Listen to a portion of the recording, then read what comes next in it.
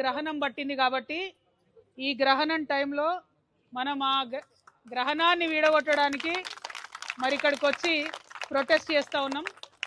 ఎందుకంటే మనం జనం బాటలో భాగంగా అనేక కంప్లైంట్లు ఇచ్చున్నాం హైడ్రాకి పెద్దవాళ్ళ మీద. కుత్బులాపూర్లో పోయి పేదవాళ్ళ ఇండ్లు గులగొట్టిరు. నిన్నటికి నిన్న ఖమ్మంలో వెలుగుమట్లలో పోయి పేదవాళ్ళ ఇండ్లు గులగొట్టిరు. మూసీ నది చుట్టుపక్కల కూడా పేదవాళ్ళ ఇండ్లు గులగొట్టిరు.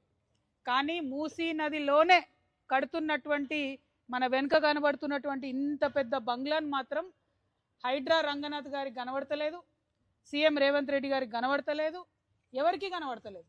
మీకు కనబడుతుందా లేదా? గ్రహణంతోనేమన్నా కళ్ళు కనబడుకునేమన్నా కనబడుతుంది కదా మనందరికీ. మరి ఎందుకు హైడ్రా కనబడతలేదు? ఇది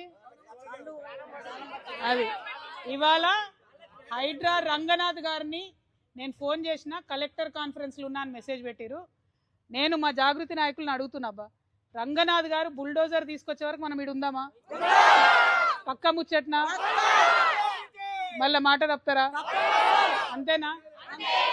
సో అప్పుడు ఎప్పుడు కమిషనర్ గారు కాల్ చేసినా కూడా అప్పుడు బుల్డోజర్ తీసుకొని రమ్మని చెప్తాం. ఇక్కడనే ఉంటాం బుల్డోజర్ తీసుకొని వచ్చేంత వరకు. ఎందుకంటే